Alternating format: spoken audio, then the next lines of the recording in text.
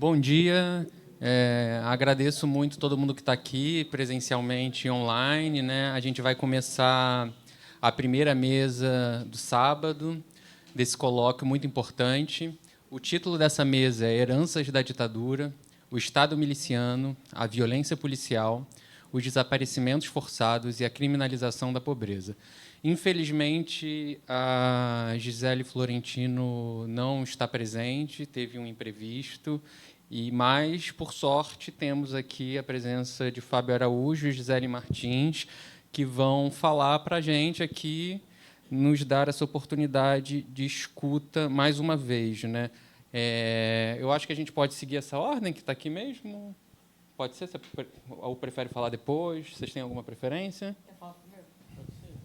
Então, a gente vai começar. Decidimos aqui agora, né, soberanamente, a mesa define que o Fábio Araújo começará falando. O Fábio Araújo é doutor em Sociologia pela UFRJ, professor do IFRJ e pesquisador da Fiocruz. Ele também é autor do livro Das Técnicas de Fazer Desaparecer Corpos, Desaparecimentos, Violência, Sofrimento e Política. Muito obrigado por estar aqui, Fábio, e a palavra é sua. Fique à vontade.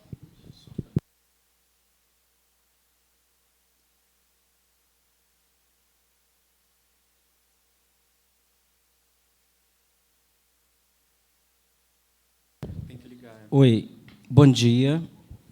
Se quiser falar segurando também. Não, acho que assim está bom. Primeiro, eu queria agradecer, né, o convite, dizer que é um prazer estar aqui. É um evento muito importante, né, nesse momento que a extrema-direita avança e se apropria, né, dessa data, e um governo supostamente de esquerda tem retrocedido, né, ou não tem conseguido fazer certas disputas fundamentais, né? Inclusive, é desse momento, e como a gente vai ver aqui ao longo da minha exposição também em outros aspectos, né?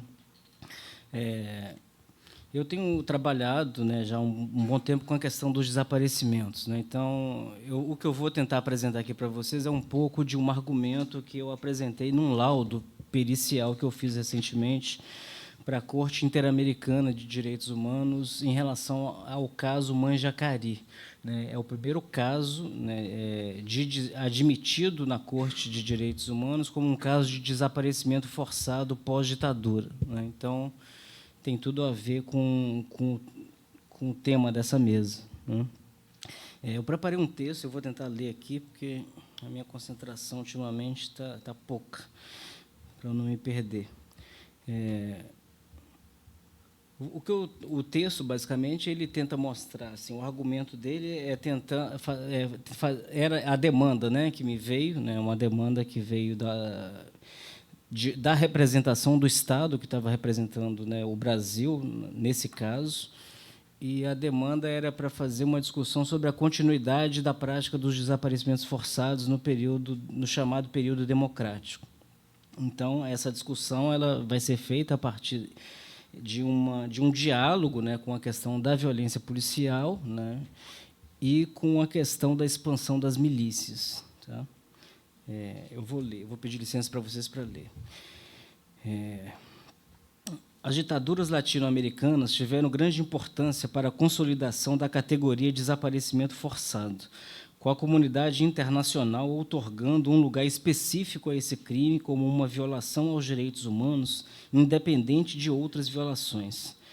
Embora a tática de extermínio, agora conhecida como desaparecimento forçado, tenha sido adotada pelo terrorismo de Estado em diferentes países, a singularidade da experiência argentina, ao nomear o fenômeno dos detenidos desaparecidos e elevando a um problema central da transição política argentina, forneceu as bases para a elaboração política e jurídica internacional.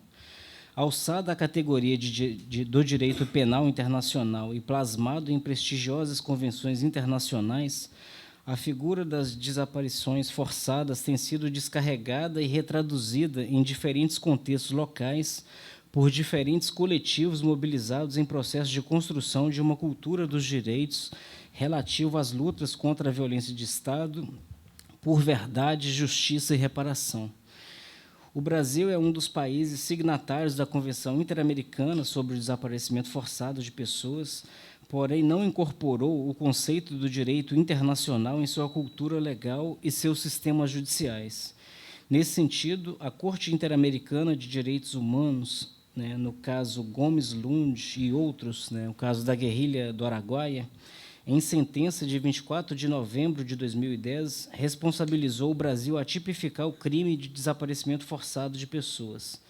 O caso diz respeito à responsabilidade do Estado brasileiro pela detenção arbitrária, tortura e desaparecimento forçado de membros do Partido Comunista do Brasil e camponeses em decorrência de operações do Exército entre 1972 e 1975, para combater e erradicar a guerrilha do Araguaia.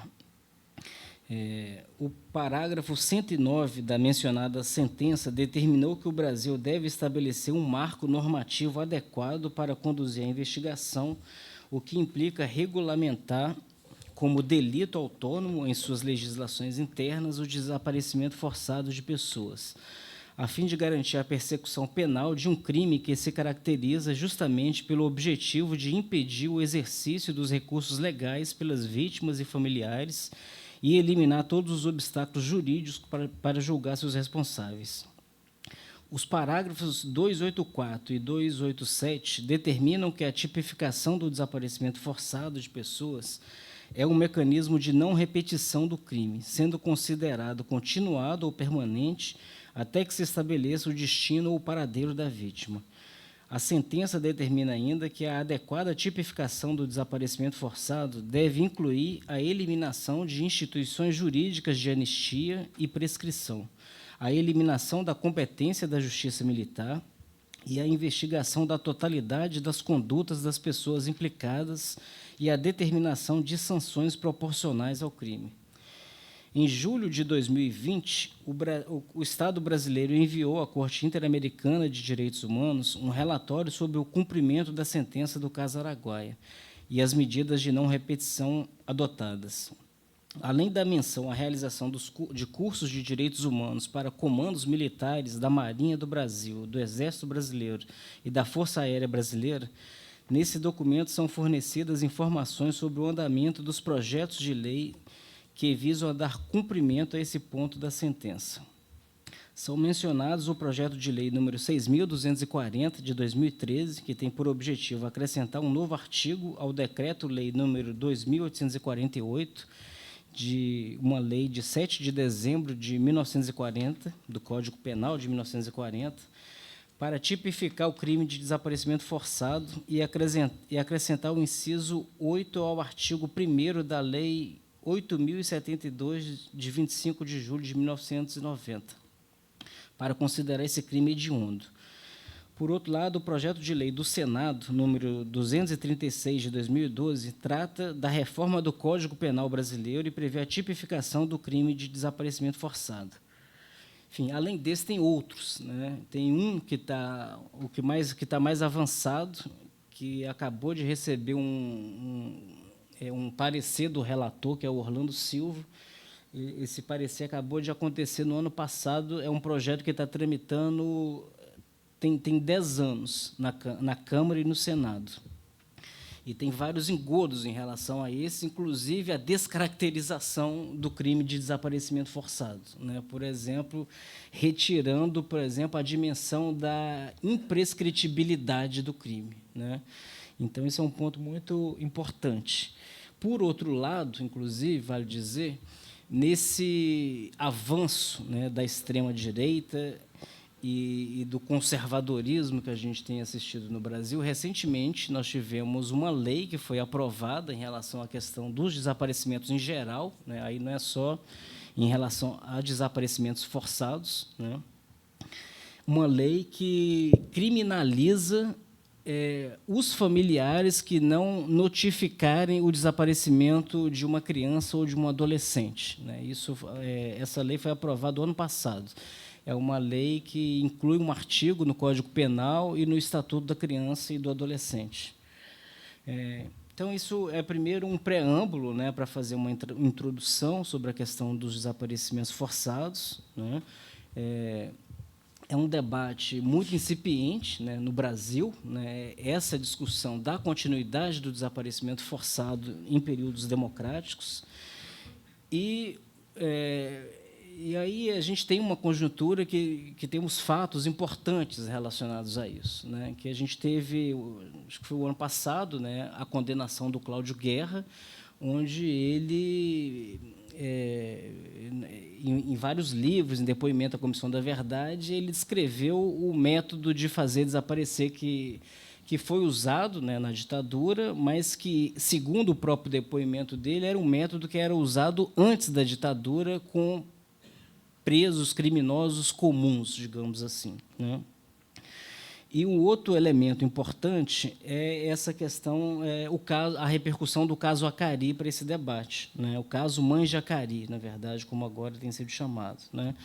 Que são 11 jovens, né, da comunidade Acari que desapareceram, né, em razão da atuação de um grupo de extermínio. Esse caso aconteceu em 1990 e, em 2006, ele foi levado, né, depois do esgotamento de todas as instâncias jurídicas no Brasil, ele foi levado à Comissão Interamericana de Direitos Humanos. Ele foi encaminhado pela Organização de Direitos Humanos, Projeto Legal. Em 2021, a Comissão Interamericana reconheceu, né, e admitiu que esse é um caso de desaparecimento forçado. E o ano passado teve uma audiência pública, que era uma audiência para que as partes pudessem se manifestar sobre as acusações e sobre os fatos, né? E aí tem uma questão interessante, que foi o posicionamento do governo brasileiro, né? Que aí já foi o atual governo Lula, né?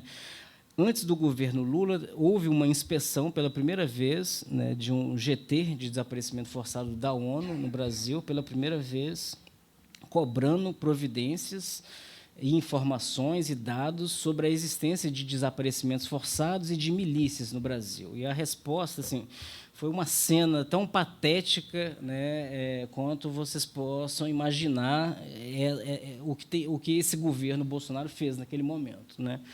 Uma coisa assim completamente fora dos protocolos, né, inclusive, né, os diplomatas, no caso, né, se recusaram a responder as perguntas, disseram que isso não existe no Brasil, se existe, não tem dado, desqualificaram completamente aquela situação. E agora, em relação ao caso Acari, a postura foi formada uma comitiva, né, para responder a esse processo, que envolveu o Ministério dos Direitos Humanos, o Ministério das Relações Exteriores e a AGU. E, ao que parece, né, surpreendentemente, quem parece que dava a linha nessa comitiva eram os advogados da AGU.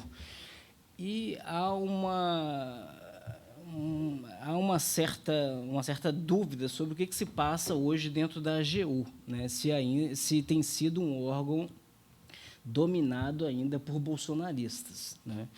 Então, o que aconteceu? Qual foi o posicionamento brasileiro, né, do Estado brasileiro em relação a esse caso? O Estado reconheceu parcialmente a responsabilidade no caso, ele reconheceu a responsabilidade no assassinato da Edmeia e da Sheila, né? A Edmeia era uma das mães que foi assassinada enquanto fazia uma investigação, ela estava saindo de um presídio onde supostamente teria ido coletar informações sobre o caso e foi assassinada nessa circunstância, e a Sheila foi junto com ela. E, em relação ao desaparecimento forçado, o Estado brasileiro ele falou que não reconhecia que era um caso de desaparecimento forçado, porque, segundo ele, né, 2 critérios, né, segundo a legislação internacional, não haviam sido cumpridos. O primeiro é de que o Estado brasileiro alegou que o Estado havia feito investigações exaustivas sobre o caso, né? Tanto é que já era de se esperar esse argumento, porque o inquérito ele durou mais de 20 anos, né? Um inquérito absolutamente cheio de falhas, né? Uma investigação absolutamente cheia de problemas, mas isso serviu para alegar que a investigação foi realizada. Então, eles alegaram que não foi que o Estado não fez investigação, né, que as investigações elas não chegaram a cabo de uma conclusão definitiva. E o segundo argumento, né, dos advogados da AGU foi de que não teria ficado comprovado a participação de policiais, né, ou seja, de agentes do Estado, nesse suposto crime. E, assim, o grau também de tacanhice do posicionamento do governo teve outras repercussões ainda. Por exemplo, há um posicionamento, uma das reivindicações, né, que estava sendo apresentada era uma reivindicação de reparação, né, para os familiares, principalmente no que diz respeito aos custos em relação a tratamentos de saúde. E aí a postura da representante do Ministério dos Direitos Humanos foi dizer que ela não sabe até hoje por que os familiares não foram atendidos, porque no Brasil existe uma política de saúde universal chamada SUS, né? Então, ela não sabe por que os familiares não foram atendidos até hoje.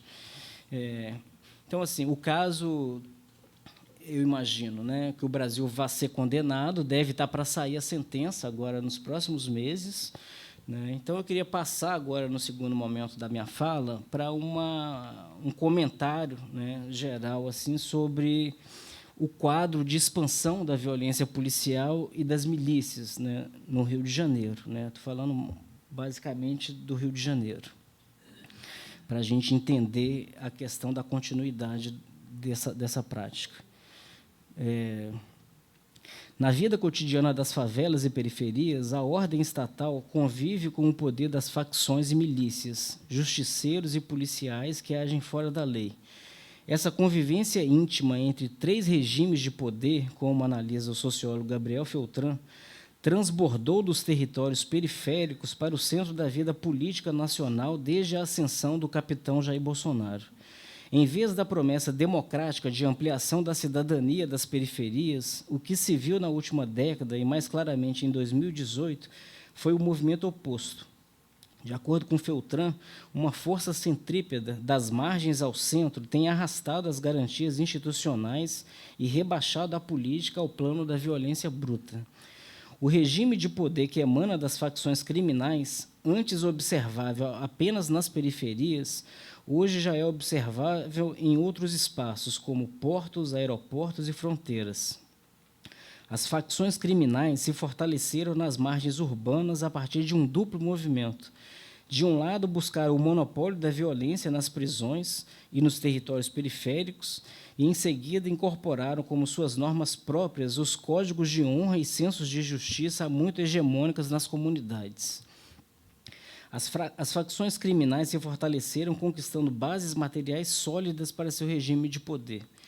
Desde a chegada do mercado transnacional de cocaína no Rio de Janeiro e São Paulo, nos anos 70 e 80, esses códigos passaram a regular não apenas a vizinhança, mas também gigantescos mercados.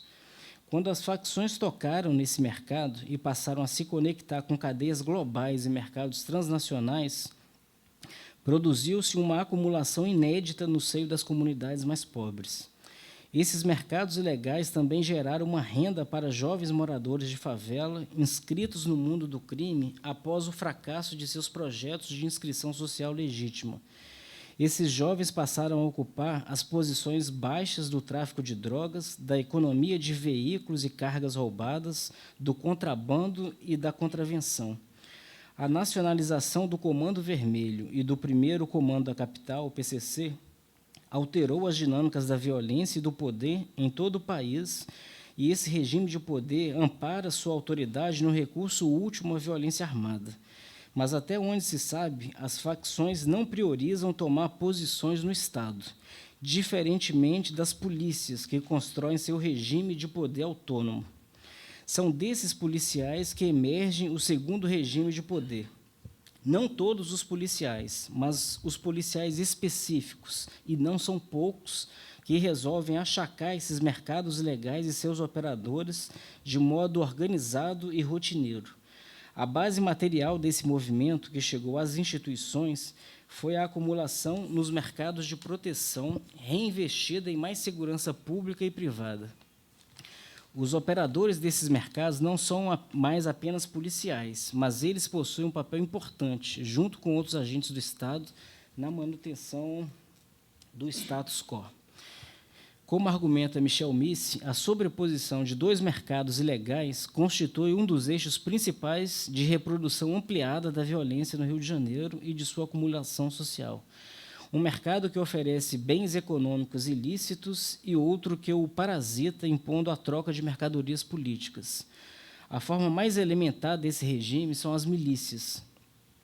O mapa histórico dos grupos armados do Rio de Janeiro, o mapa foi uma coisa recente, né? A gente não tinha dados praticamente sobre isso, e foi uma iniciativa que reuniu vários grupos de pesquisa, né? Especialmente o GENI, que é um grupo de pesquisa da UF, que tem trabalhado com um banco de dados do Disque Denúncia, né? Então, a partir do banco de dados do Disque Denúncia, foi possível produzir um mapa, né, dos grupos armados no Rio de Janeiro.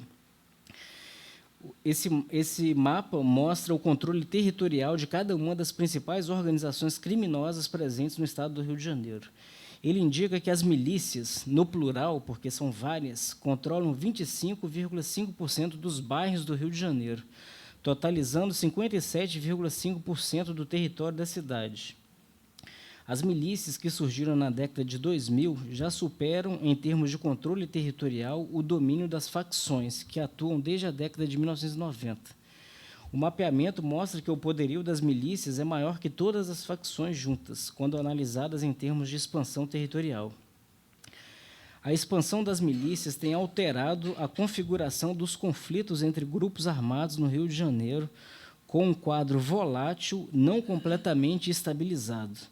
De uma perspectiva institucional, a ação letal da polícia e de grupos de extermínio sempre foi tolerada pelo sistema de justiça criminal. E é na base desta aliança e cumplicidade que surgem as milícias. A venda de proteção, extorsão, constitui a gênese dos mercados operados pelas milícias. Ainda que as milícias tenham se articulado desde a década de 1990, foi somente na década de 2000 que elas se tornaram parte do debate público.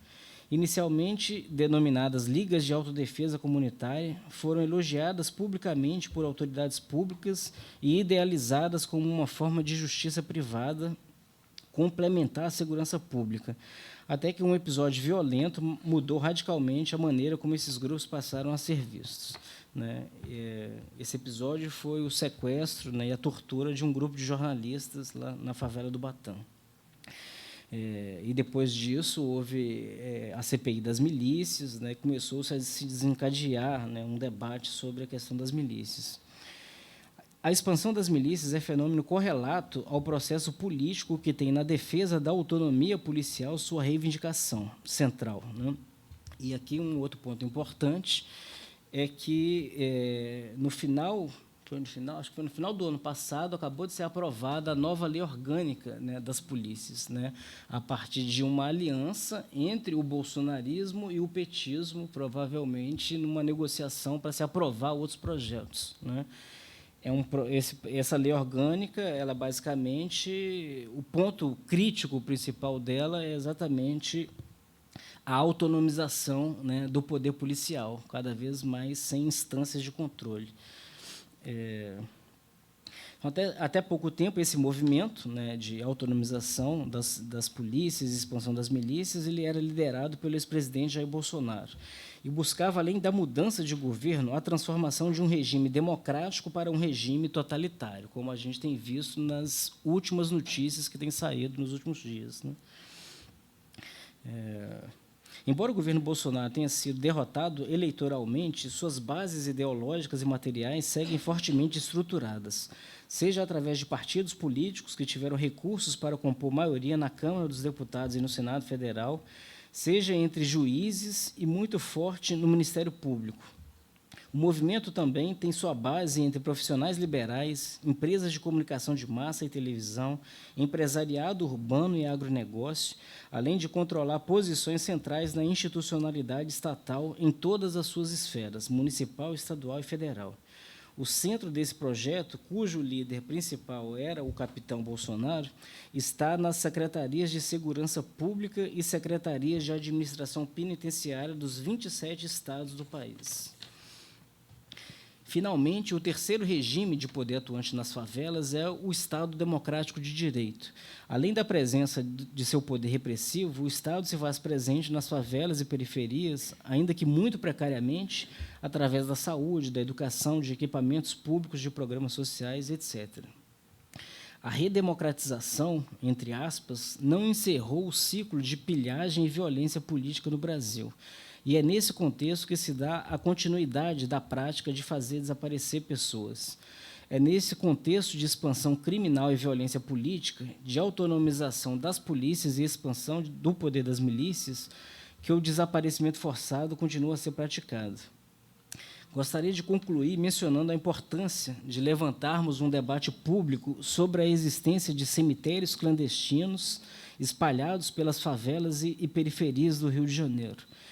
O Disque Denúncia registrou 424 denúncias de cemitérios clandestinos desde 2018 no estado do Rio de Janeiro.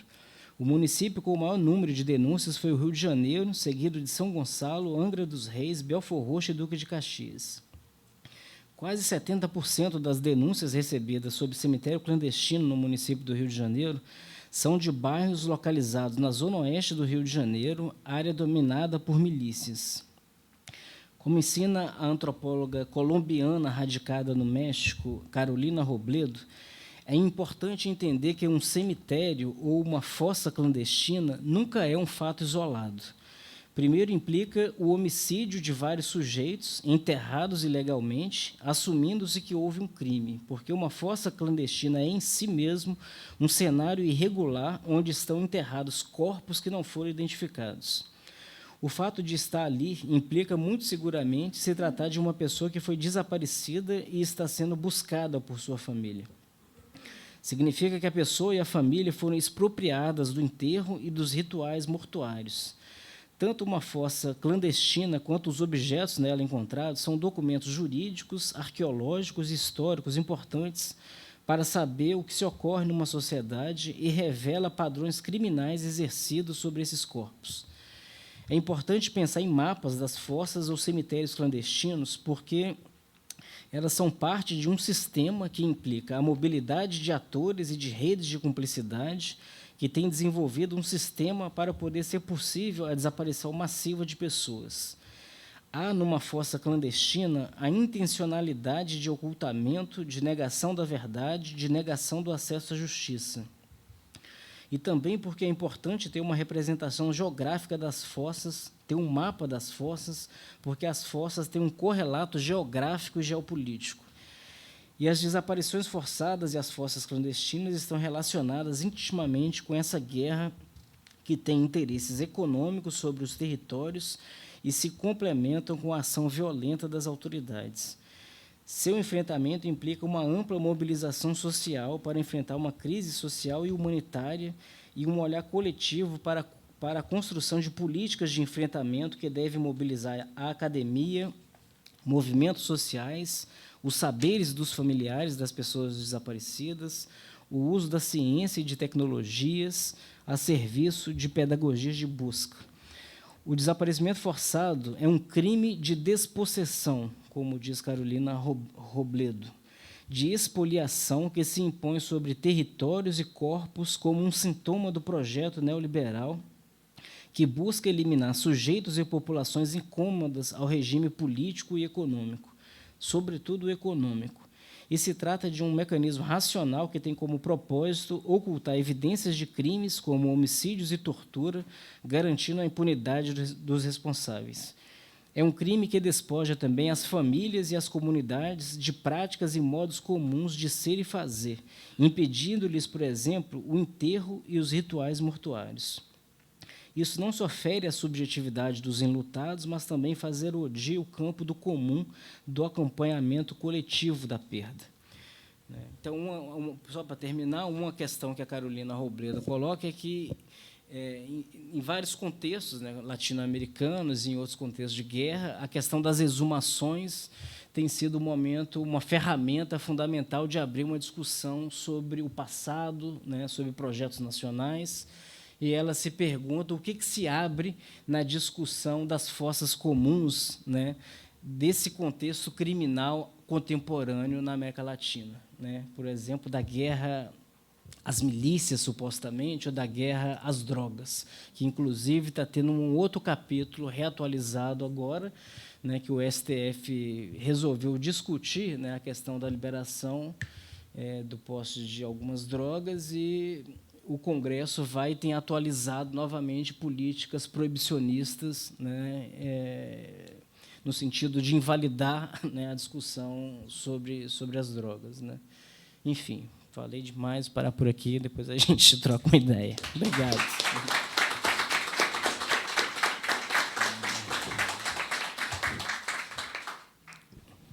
Muito obrigado, Fábio. Vamos passar, então, antes da gente conversar um pouco, para Gisele Martins, né? Há uns meses atrás a gente estava aqui, compartilhando essa mesa mais uma vez. Obrigado por estar aqui, Gisele.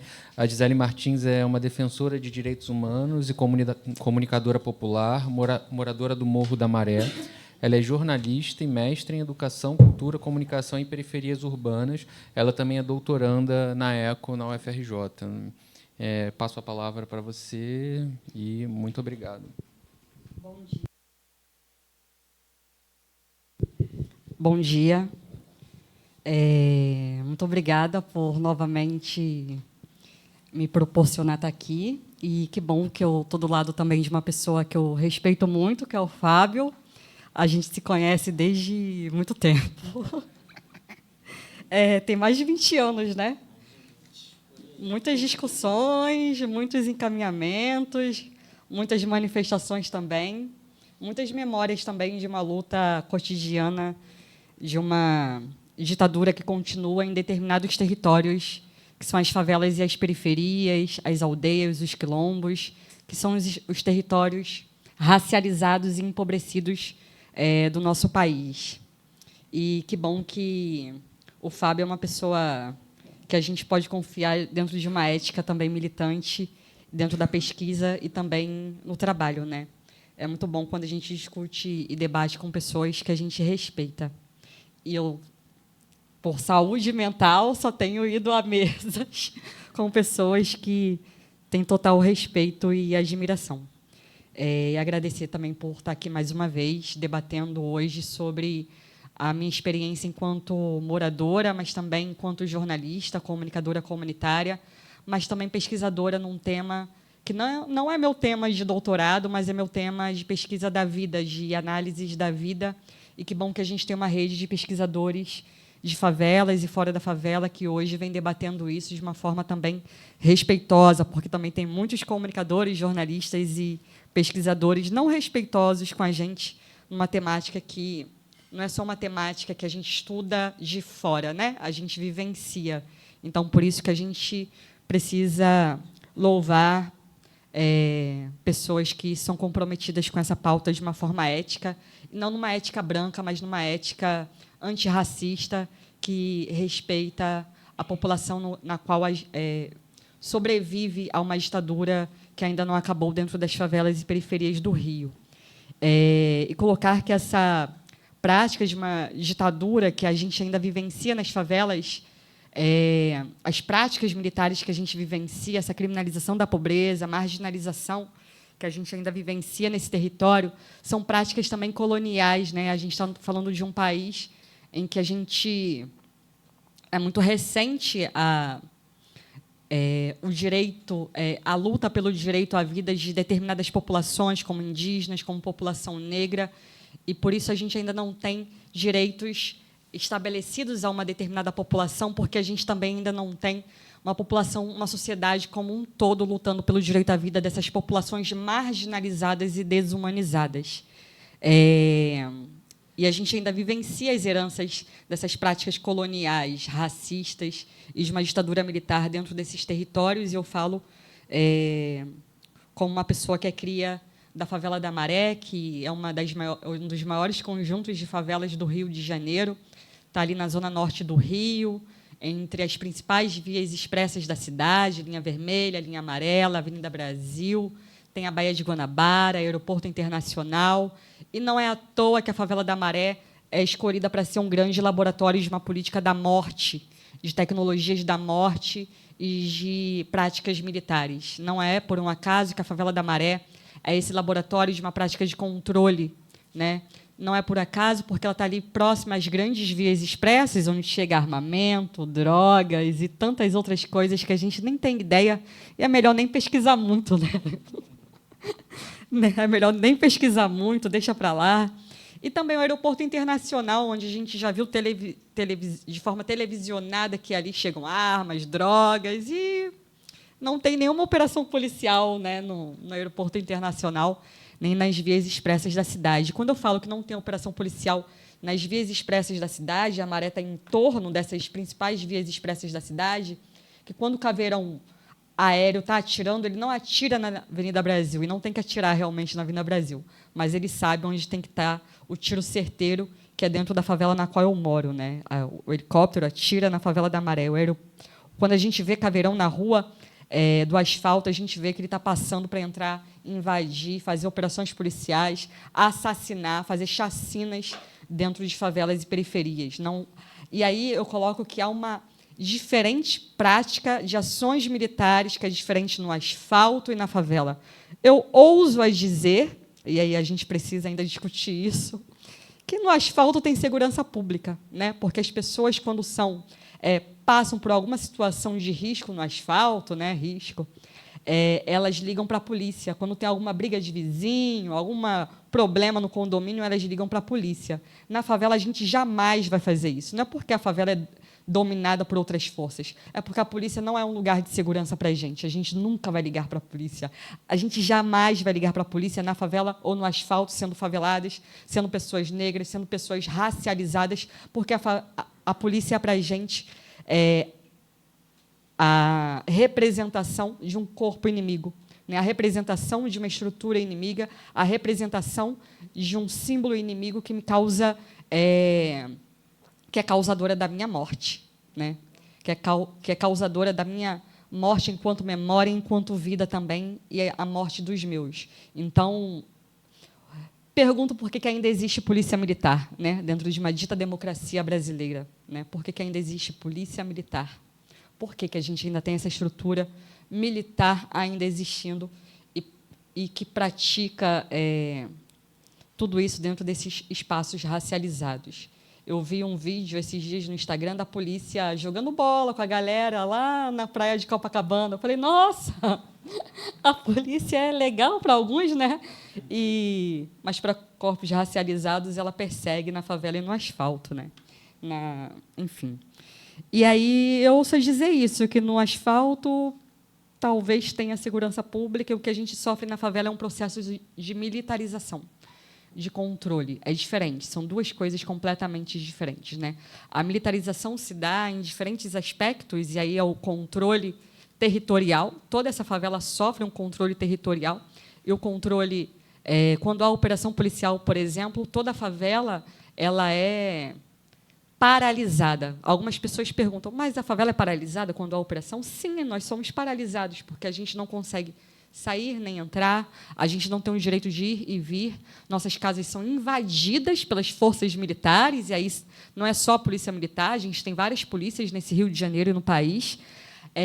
Mulheres são estupradas, são assediadas por militares na democracia brasileira, crianças são revistadas, enfim, operações policiais, helicópteros atirando, caveirões terrestres circulando nossa rua, isso não ocorre em outras determinadas localidades do asfalto, né? Mas antes de falar sobre a favela hoje, falar que, assim quando acaba a ditadura civil-militar no Brasil, a gente tem um aumento ou uma continuidade de chacinas no Rio de Janeiro, ali nos anos de 1990, por aí. Não é à toa, né? É quando as polícias recebem gratificação por matarem mais corpos negros dentro de espaços racializados novamente, que são as favelas e as periferias, né?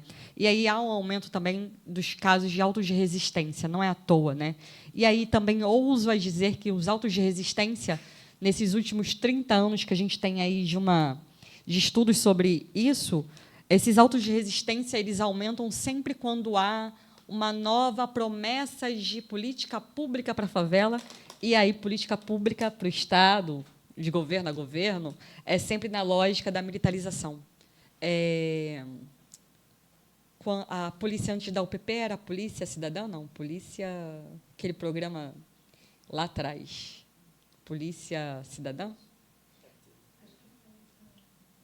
Teve uma polícia, uma política de polícia que foi feita, e antes dessa política de polícia, antes das UPPs, lá antes dos anos 2000, um ano antes, teve um aumento de chacinas, uma ideia de Rio de Janeiro com muitos assaltos, né? Não é por acaso isso, uma ideia de um Rio de Janeiro perigoso, e que o governo vinha com uma nova proposta de política pública para a favela, que é a polícia, né? Quando também a organização ali das unidades de polícia pacificadora, novamente, um ano antes, 2007, há um aumento das chacinas, operações policiais e autos de resistência, há uma comoção em todo o asfalto do Rio de Janeiro, midiaticamente também, pesquisadores enlouquecidos dizendo que, nossa, o Rio de Janeiro está muito perigoso, e aí todo mundo aplaude uma nova política de segurança pública, que são as UPPs, para onde? Para um lugar que é considerado inimigo, inimigo da cidade, né? E aí vem uma grande política, que é as unidades de polícia pacificadora. Aí vem o apoio midiático de pesquisadores, né, escrotos, vem a sociedade inteira aplaudindo essa nova política. Para onde? Eu ia falar um palavrão. Mas para ferrar quem? As favelas do Rio de Janeiro. Aí todo mundo aplaude as UPPs. E a gente já naquela época dizia o quê? Por que só pensam a favela, só pensam a política pública para a favela no lugar da polícia? Porque as unidades de polícia pacificadora vinham ali depois com uma promessa de educação, saúde, cidadania, água, legalização da luz. Mas, antes da legalização da luz, eu quero direito à vida, direito à cidadania, direito à moradia. Eu não tenho registro da minha casa na Maré, né?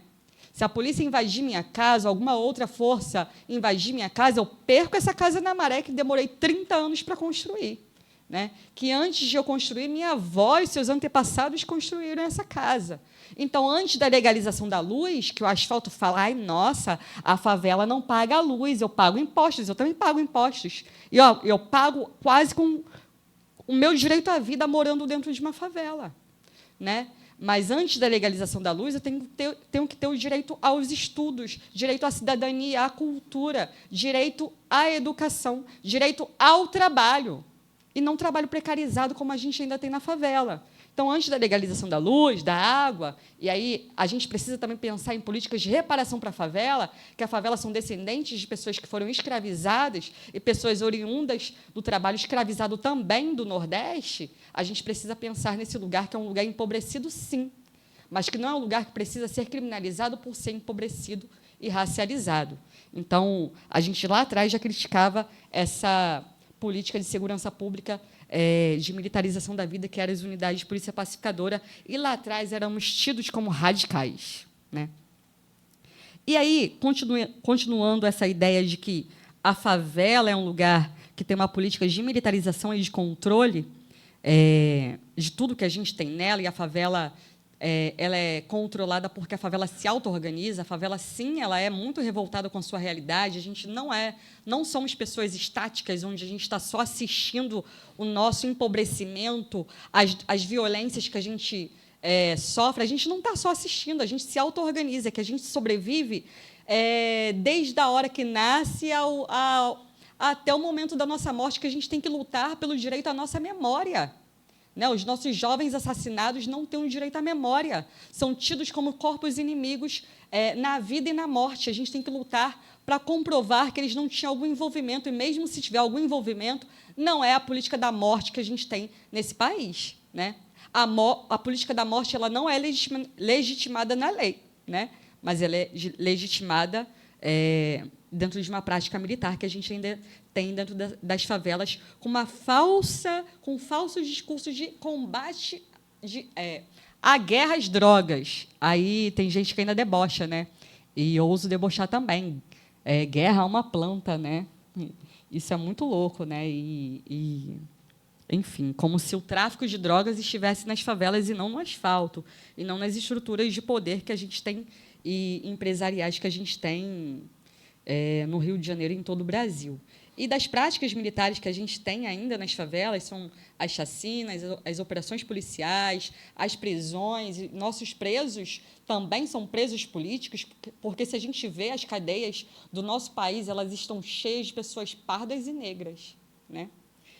A gente tem práticas de remoções, que também tivemos na ditadura militar. A gente tem práticas também de despejos de ocupações urbanas, e a gente não tem reparação de tudo isso. A gente tem invasões às casas, como eu falei, a gente tem revistas constantes nas favelas, e a gente também tem censura da comunicação comunitária. Eu falo no meu lugar de jornalista e comunicadora comunitária, que já sofro ameaças constantemente nessa ditadura democrática. Em 2014, a gente teve, na favela da Maré, me falaram que eu sou debochada. Eu sou mesmo. Minha psicóloga falou isso. 2014, a gente teve na Maré, e aí colocando também essa ditadura democrática, né, nos espaços racializados, a gente teve na Maré a invasão, e aí a gente trabalha com palavras, né? Na outra vez que eu estive aqui também falei sobre isso, a importância das palavras, das significações. A gente teve na Maré a invasão do Exército Brasileiro. E aí não é entrada, porque Exército Brasileiro e polícia não é bem-vindo na favela. Se alguém fizer aqui alguma pesquisa com favelado, ninguém vai dizer: eu quero polícia. Ninguém vai dizer isso. Quero cidadania, quero educação, quero saneamento, quero água, quero jornalismo, quero acesso. Ninguém vai dizer: eu quero polícia. Porque, de novo, a polícia é a significação da morte para a gente, né? Afinal, eles têm até um símbolo da caveira, o BOP, né? Não é por um acaso. Não é à toa. Em 2014, a gente teve a invasão do Exército na Maré, e a gente viveu ali durante 1 ano e 5 meses sob a garantia de lei e ordem, a GLO. Lei utilizada na ditadura militar. Lei que foi utilizada durante os mega-eventos no Brasil. A GLO foi utilizada em territórios racializados do nosso país, em áreas como áreas indígenas, quilombolas, campo, área rural, Nordeste e outros Norte, nas favelas e nas periferias. Não é à toa, porque esses locais são locais de resistência, de auto-organização comunitária. São pessoas que resistem à total falta de cidadania. E eu não estou romantizando a nossa auto-organização em meio à precariedade e à resistência pelo direito à vida ainda. Não estou romantizando. Jamais romantizei isso. Mas não é à toa que esses locais, durante os mega-eventos, foram controlados pela GLO. E aí a gente teve, na Maré, um soldado para cada 55 moradores da Maré, e na Maré a gente tem 140 mil moradores. E aí eu pergunto, eu tenho 38 anos e eu nunca experimentei a democracia. E eu ainda passei pela experiência do Exército Brasileiro na Maré, eu vivi sob GLO, e eu pergunto, por que eu tive direito a um soldado a cada 55 moradores na Maré e eu nunca tive direito a um médico ou um professor para cada 55 moradores da Maré? Por quê? Né? Por que o Estado brasileiro, de governo a governo, ainda escolhe tratar a favela como lugar inimigo de desumanização? Por que eu sou a inimiga da democracia brasileira? Né? Por que eu tenho que ser controlada pelo Exército Brasileiro? Por que eu tive esse direito na minha vida? Né?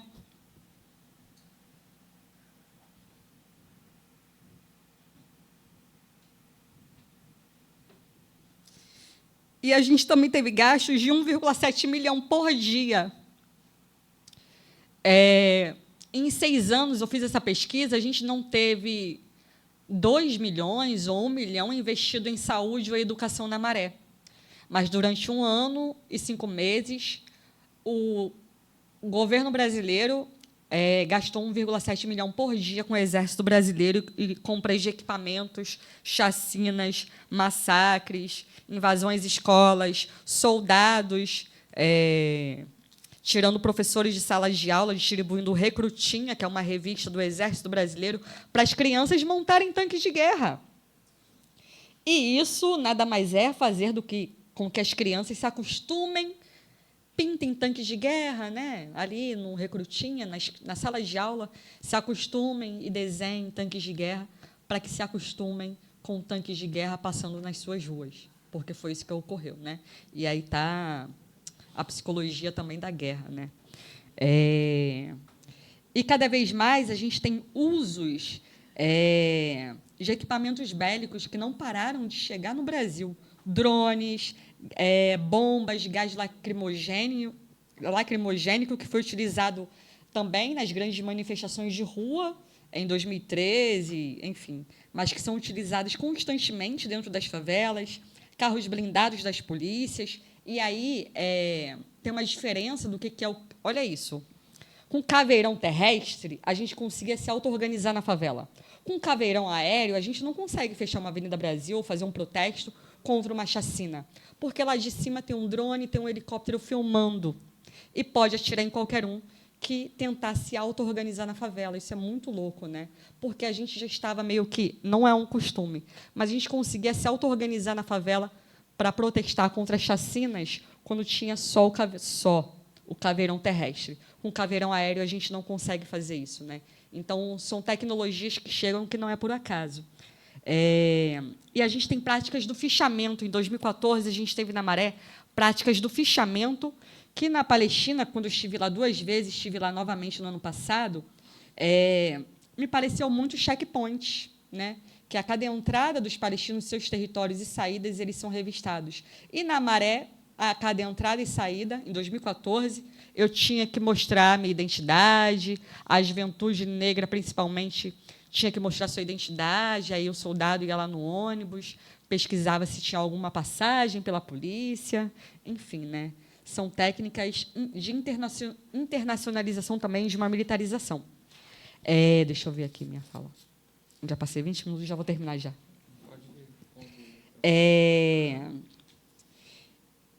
Técnicas de fichamento, a gente teve remoções também, com o uso de tanques de guerra, a gente teve censura da comunicação comunitária, a Rádio Comunitária da Maré, uma rádio histórica de resistência da Maré, só podia tocar música clássica durante o período que o Exército esteve lá, não podia tocar funk, não podia tocar samba, forró, porque é música de pessoas desumanizadas, né?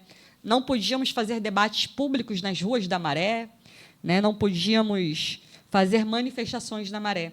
Toda uma cultura da favela foi interrompida em 2014, durante a GLO da Maré. Não podia fazer churrasco na rua, a gente tinha que ir no quartel, pedir autorização, eu esqueci o nome que se dava a isso, pedir uma autorização para fazer festa na rua, churrasco na rua.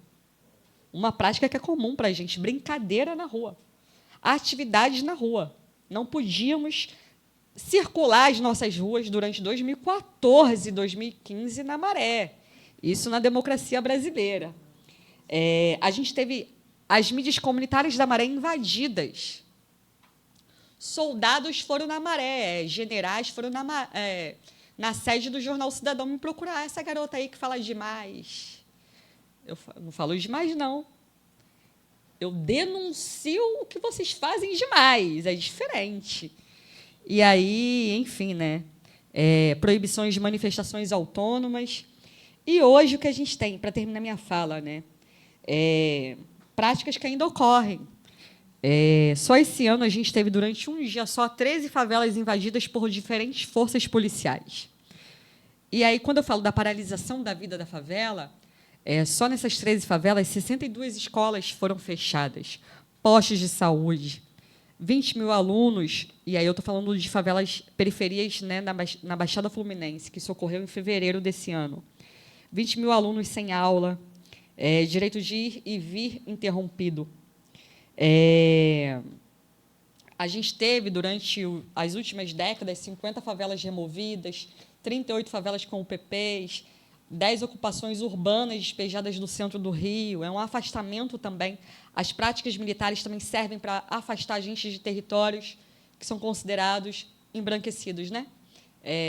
Remoções de favelas, as UPPs se localizaram em favelas da Zona Sul e não foi à toa, enfim. E aí, para fechar minha fala, a gente tem um governo brasileiro que cada vez mais investe dinheiro público na internacionalização da militarização, trazendo práticas militares de outros processos de colonização, assim como está ocorrendo na Palestina, para cá.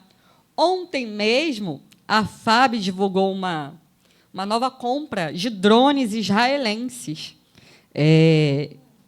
que vão ser utilizados para os próximos 5 anos, com gastos de 86 milhões de reais. Né? E aí, novamente, os movimentos de favelas, junto com o movimento palestino, vêm denunciando novamente essa compra de armas, de drones israelenses, que vão ser utilizados pela FAB.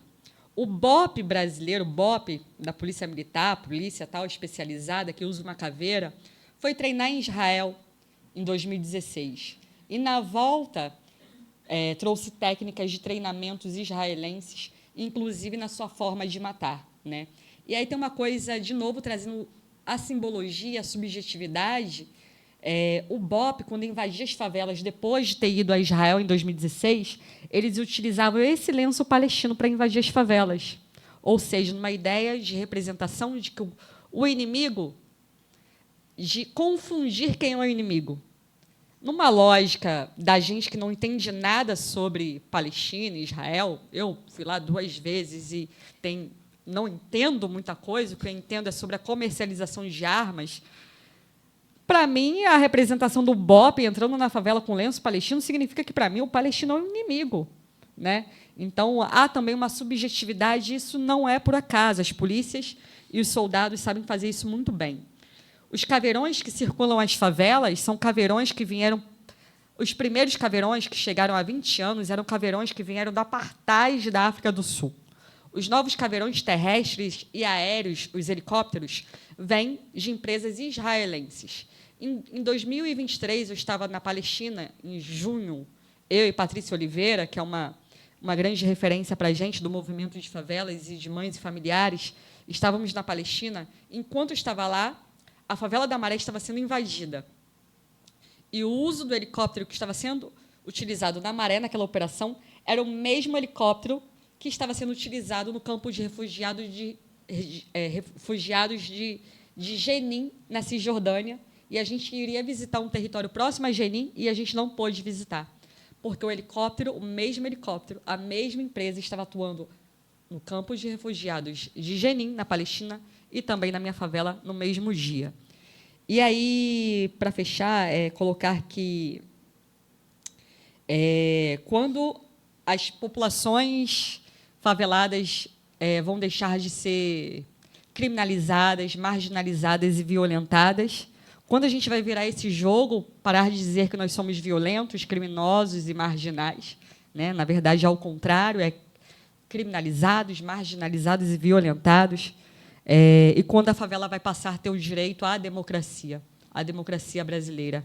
Mas para essa luta e resistência, a gente não pode estar sozinho, a gente precisa de cada um de vocês nessa resistência e nessa luta, e dizer que, mesmo diante disso tudo, a gente tem muita resistência, temos muitas lutas, a gente se manifesta de diferentes formas, na pesquisa, nas organizações comunitárias, na comunicação comunitária, nas manifestações de rua, na educação popular, nos pré-vestibulares, na busca por cidadania, seja na favela ou no asfalto, em audiências públicas. A gente tem muitas manifestações faveladas e negras ao redor do Rio de Janeiro e cada vez mais internacionalizando esse direito à vida junto com movimentos em todo o sul global. Né? Isso inclui, óbvio, o movimento palestino, que vem nos ajudando também a internacionalizar cada vez mais a luta, e, por isso, a gente constrói juntos, há 8 anos, a atividade internacional que discute apartheid, racismo e militarização,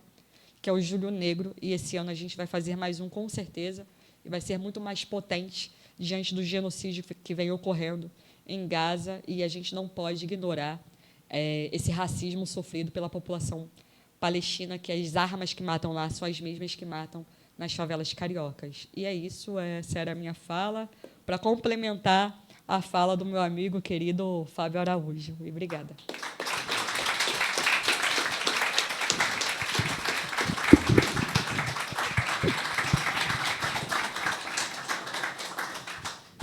Muito obrigado, Gisele, Fábio.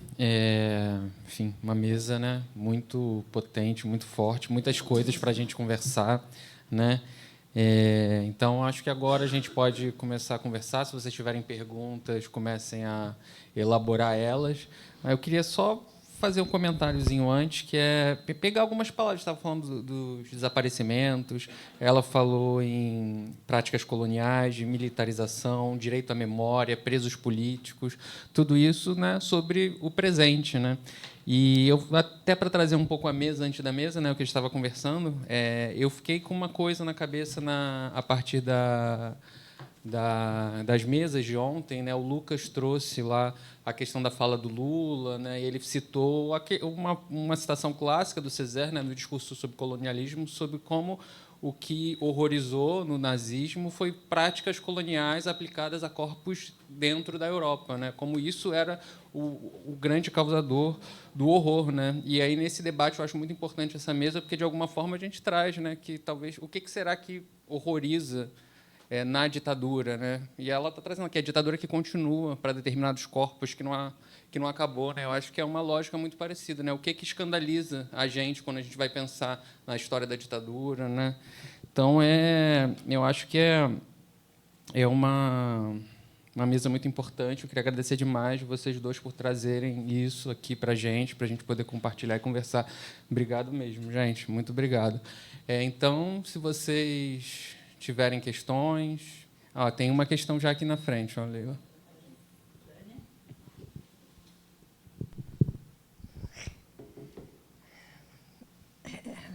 Como é que é conseguir voltar a respirar depois de ouvir vocês? Queria agradecer a fala de vocês, mas dizer que vocês sempre, né, já ouvi vocês inúmeras vezes e tenho o maior respeito pelo trabalho dos dois. Mas acho que, quando vocês falam, sobretudo essa fala mais implicada da Gisele, da querida, faz a gente ter que pensar... a gente tem um choque de realidades, né? Uma realidade que, muitas vezes, a gente nega, a gente vela, né? E quando a gente fala dela, a gente fala como um tema, né? A gente, não diria a gente, né? Isso não inclui a todos, mas inclui a maioria, né? Dos intelectuais e até dos militantes, né? Que não experimentam isso na própria carne, né? E vocês, quando falam disso, sobretudo Gisele, quando traz isso tão encarnadamente na vida dela, faz a gente ter que pensar o que isso nos implica, evidentemente, né? E não só o que a gente tem que fazer com isso, mas como que isso produz as nossas subjetividades, né? A partir dessas experiências, né, que a gente se habituou, né, que as políticas, não só de segurança, as políticas em geral dividem a sociedade, dividem a realidade, dividem, enfim, a população, né, passam uma linha, né, que para cá, um lado de cá, né, recebe um certo tipo de tratamento e o outro lado é aquele para o qual estão justificadas todas as práticas violentas, em nome, inclusive, da defesa né, do lado de lá que ameaçam, né, a sociedade. Então, a gente vai ter depois uma mesa sobre clínica, né? Esse é um espaço, né, de psicanálise. Então, e a pergunta é qual clínica, né? Então, é muito importante a gente poder pensar como que a gente lida com isso, não como um tema, né? Mas como, por exemplo, quando Gisele fala na psicologia das guerras, né, ou na produção de subjetividade que é necessário para continuar esse tipo de política, porque isso não se dá só porque temos governantes assim ou assado, né, ou porque temos uma polícia que vem, né, não apenas da ditadura, mas muito mais lá de trás. Isso se dá porque a sociedade se habituou, né, a um certo tipo de... foi construída subjetivamente, né, para entender que isso é não só natural, mas é necessário, né? Então, eu acho que a fala de vocês, e seria muito bom ouvir vocês estenderem um pouco essa discussão, né? O que vocês têm a dizer para a gente, né? Sobre isso, né? Para a gente lidar efetivamente, né? com o que isso nos implica, né? Eu acho melhor, né? Menos que não tenha. Tem mais.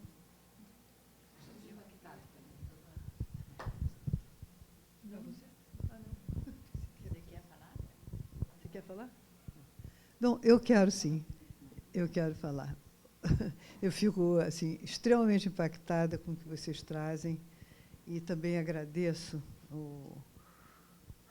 esse panorama trágico que nós temos aqui diante dos nossos ouvidos, olhos e corpos, né?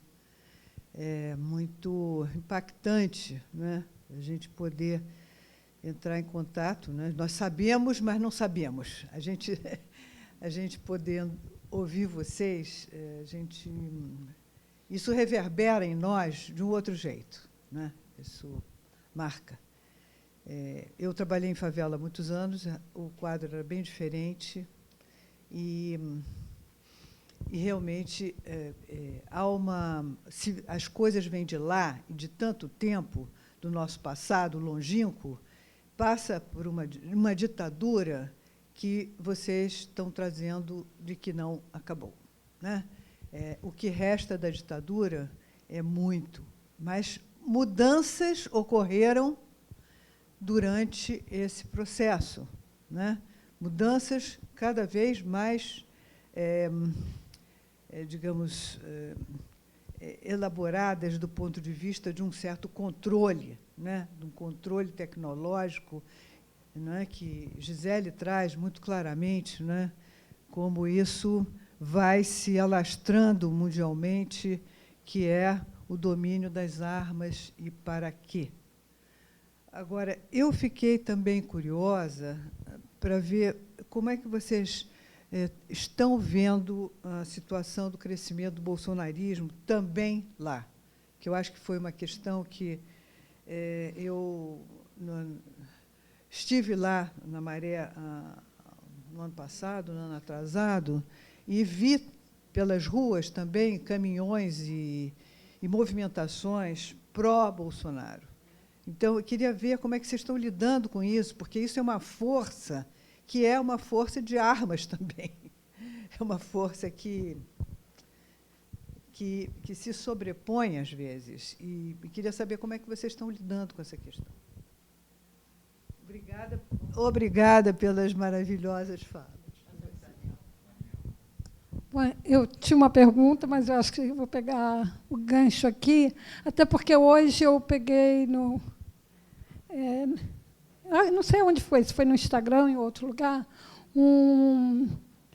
porque o funk é uma coisa dentro da favela. E aí, pegando o gancho dela, que o Bolsonaro, aí, em algum momento aí agora, cantando um funk de algum...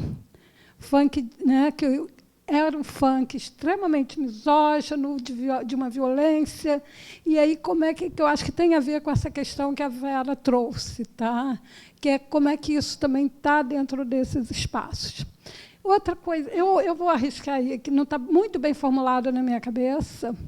Desde ontem eu estou aqui, eu quero dar parabéns, antes de tudo, à organização desse colóquio, que está muito potente e que mexe muito com a gente.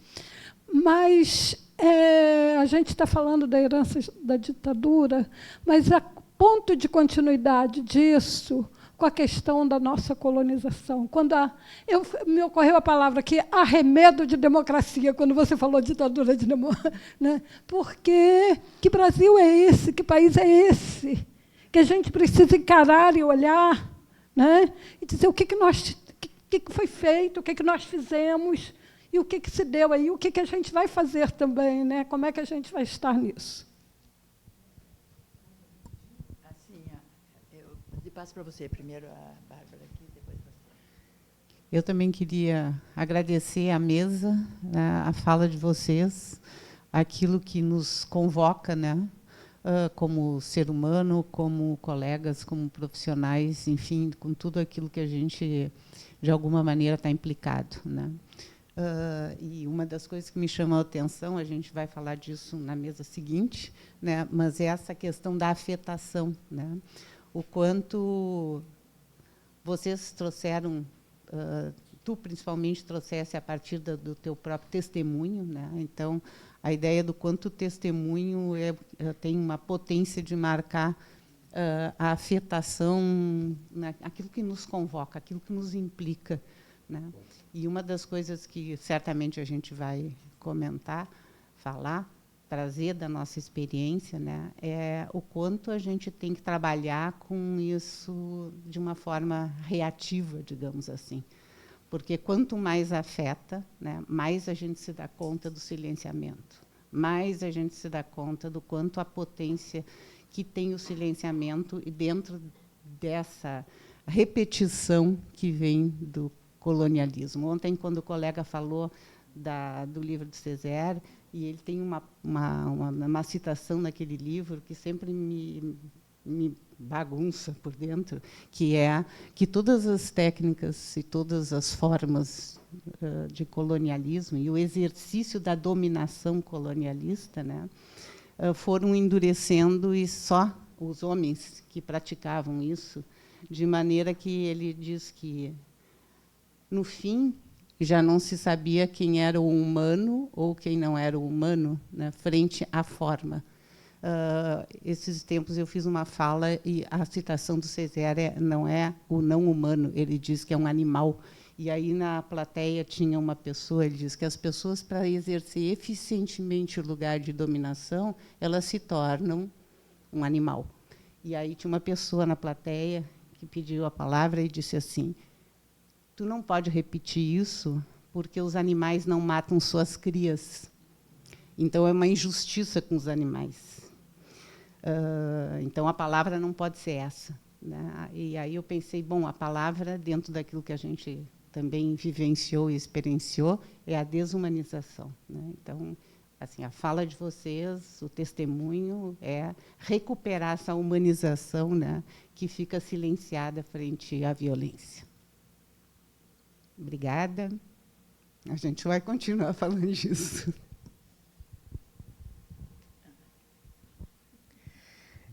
O Viagi. Tudo bem, Gita? Que saudade de você. É muito forte e dá uma sacudida na gente, né?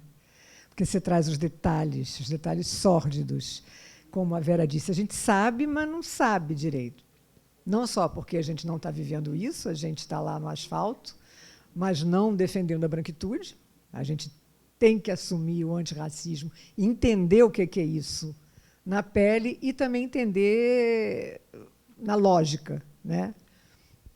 Mas a gente precisa dessas sacudidas mesmo, porque vai ao detalhe sórdido, né? E a gente está vendo esses detalhes sórdidos atravessando o asfalto e a favela de várias maneiras. Por exemplo, toda essa história da Palestina, que eu não vou entrar em detalhes, né, que eu estou chocada, né, de várias maneiras, e com a posição do Brasil, com a posição mesmo dos direitos humanos, a própria posição do nosso ministério, do Silvio Almeida, enfim. E ainda vem somando-se a isso, a gente estava lá no Chile, né, com um grupo do Chile, que a Vera teve, né, a generosidade de incluir pessoas que não tinham vivido aqueles horrores, como eu, por exemplo, que fui, e o Silvio Almeida e o Dino prometendo um museu da memória, prometendo. Bom, o Dino, eu acho que ele foi se proteger no STF, porque acho que ele, sei lá, a situação do Ministério da Justiça está gravíssima, e Lula diz, não vamos falar sobre isso. Não vamos falar sobre isso agora, esquece os 60 anos. E museu, e sei lá o quê, e sei lá o quê. Então, a gente está vivendo aí, atualmente, uma coisa muito apavorante. Eu acho que a gente tem que estar junto, pensando, agindo, se mobilizando. Eu estava enlouquecida querendo ir para a rua, porque eu fui à posse do Lula em 1º de janeiro e a esplanada dos ministérios lotada, além ali da Praça dos Três Poderes, que estava impossível de entrar, gritando sem anistia. E agora está aí o Bolsonaro, no 25 de fevereiro, fazendo aquela, sei lá, aquela micareta, a gente pode ofender o quanto for, mas o cara mostrou força. O cara mostrou força, e qual é o projeto dele? Escapar do judiciário e entrar no Congresso para pedir anistia. E a gente aqui parado, olhando. Né? Não, mas não é hora de... A esquerda não é hora de ir para a rua, porque aí vão medir com o Bolsonaro o tamanho da manifestação. Vai ter uma coisa agora no dia 23 de março na Bahia, o Rio de Janeiro, vai ter, não vai ter, não sei. Então, parece que a gente está cercado aí, né, da milicianização, de um sionismo furioso, e tudo isso, e a gente meio paralisado, olhando as estrelas, e eu aqui em casa gritando sozinha, sem anistia, para lá e para cá, feito uma doida, né, porque a gente não vai usar isso, não é hora da gente usar isso, pelo amor de Deus. Bom, eu queria te perguntar agora, nos detalhes, que eu fico também, né, sei lá, sofrendo junto, mas 2014 eu não sabia disso que você falou, né? Foi que Copa do Mundo, né? Eu não sabia disso. Hã?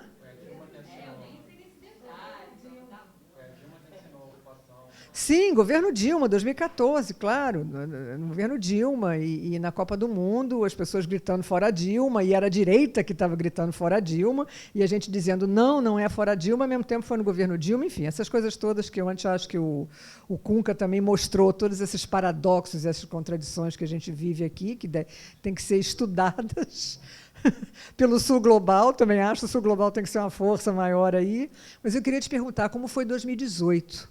2018 foi aterrador. 14 de março, que foi há 2 dias atrás, 6 anos da morte de Marielle, né? Não preciso nem falar mais nada, que eles mataram achando que era uma vereadorazinha da Maré, e a Marielle é um signo, é uma potência, é um nome, é uma força, e que agora essa semana, foi para o STF, eu achei até porque era o tal do transitado em julgado, não, é porque tem figuras com imunidade parlamentar envolvidas, e que foi para o STF julgar e caiu na mão do Xandão, que é um cara esquisitérrimo, que a gente está aplaudindo ele há muito tempo, e o Xandão não é flor que se cheire.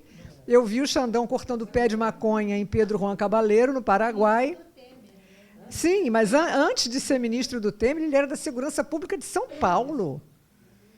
E ele foi cortar pé de maconha no Paraguai, porque disse que vai acabar a maconha, que eu acho que era mais para jogar cocaína no mercado, não sei. Né? E, na mesma época, um traficante de maconha no Paraguai foi assassinado pelo PCC. E vocês lembram que a gente achava que o Xandão tinha conexões com o PCC porque a firma de advocacia dele advogava para umas vans que eram do PCC, toda essa história. Aí o Temer puxou ele para ministro da Justiça.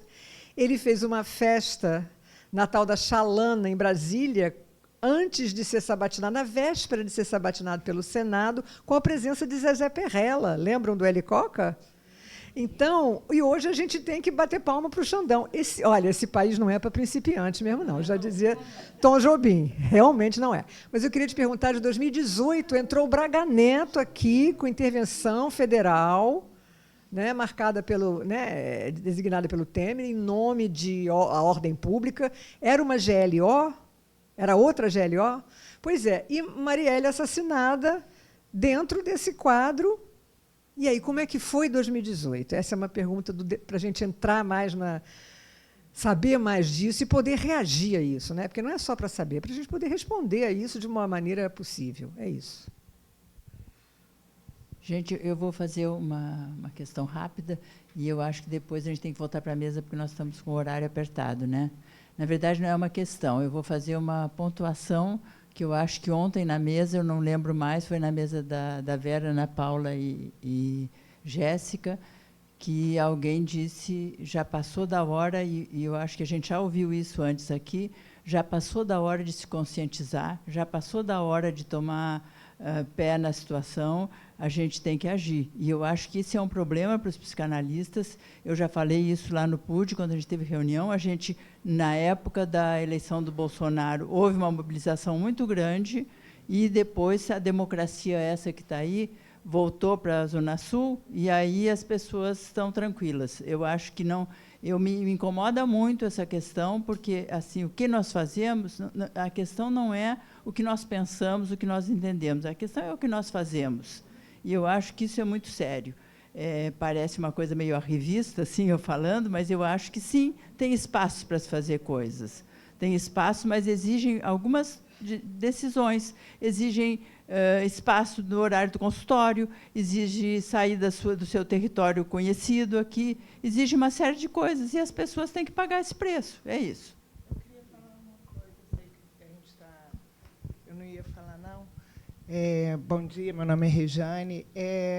Eu acho assim, que a gente, para além, né, do que de onde a gente viva, de como a gente se movimente no mundo, assim, outro dia, meio-dia, um rapaz foi assassinado por um policial, foi televisionado. Não há possibilidade da gente não entender o que está acontecendo. E isso, assim, me choca demais, cotidianamente. Eu sou uma mulher negra não periférica, eu não sou uma mulher negra de favela, sou uma mulher negra de classe média. Mas, assim, eu não preciso circular dentro da favela, eu não preciso circular em territórios conflagrados para entender o que está se passando. Está aí às vistas da gente. Eu acho que o que fundamenta tudo isso é a questão, o racismo, né, traduzido por essa hierarquia racial que nos desumaniza. E, ao não sermos humanos, né, todas essas violências são toleradas todos os dias. Quem mora na Zona Sul frequenta a praia, ou, pelo menos, circula pelas ruas, está vendo, né, está experimentando como esses rapazes, crianças e jovens, são tratados, né,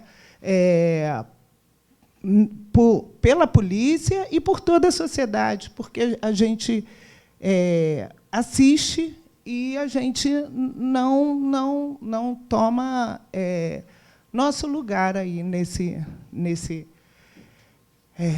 sistema de coisas. É isso. Obrigada. Vamos, então, se vocês quiserem.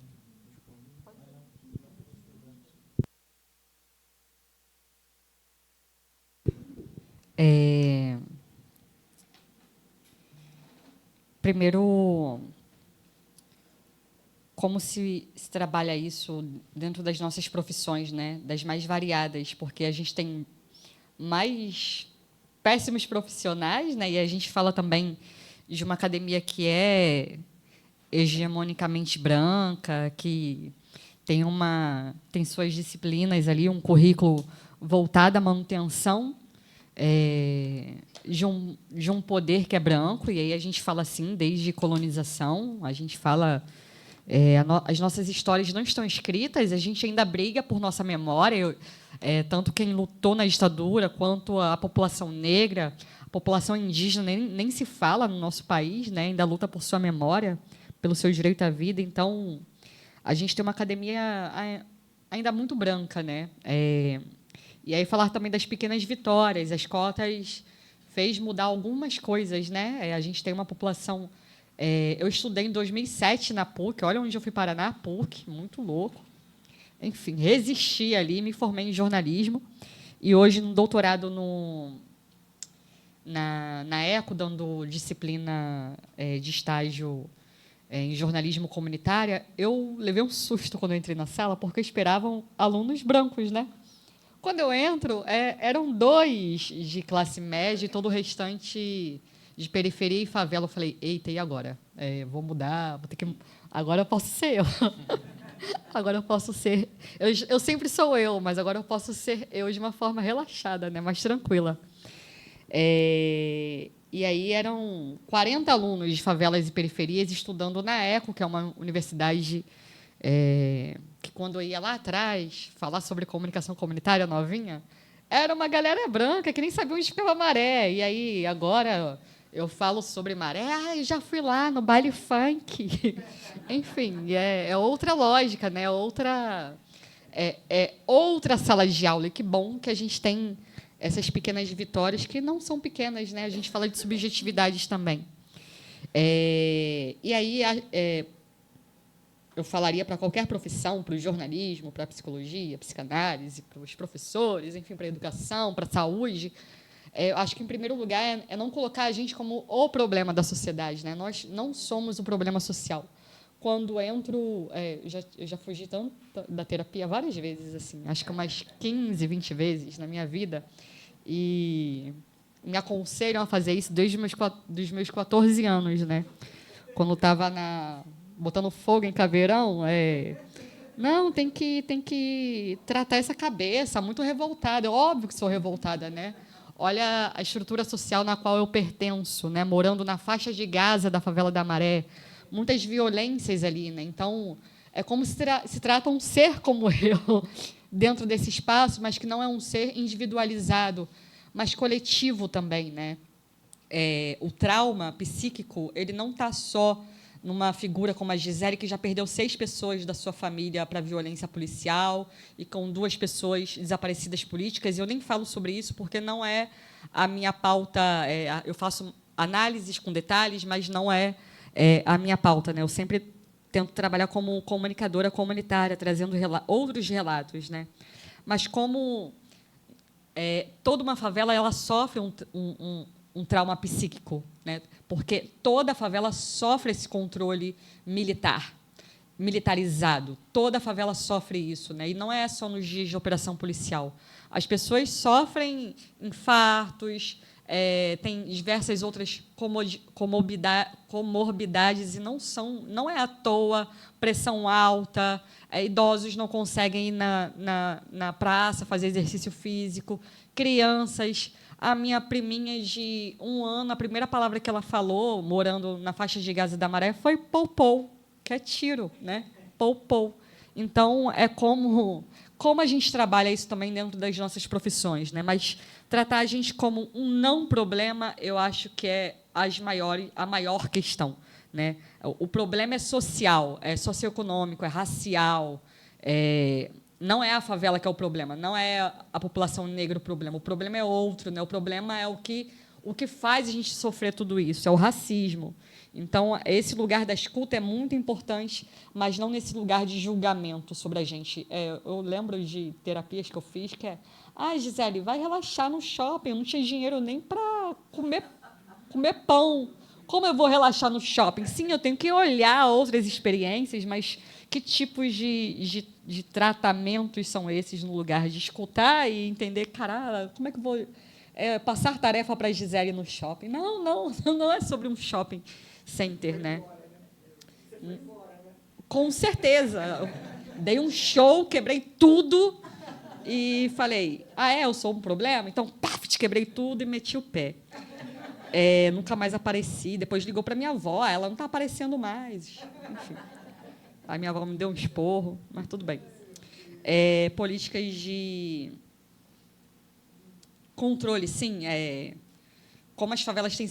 A favela é esse lugar que também está num vazio de disputas políticas. E a disputa política que a gente tem ali é mais direitista do que da esquerda, né?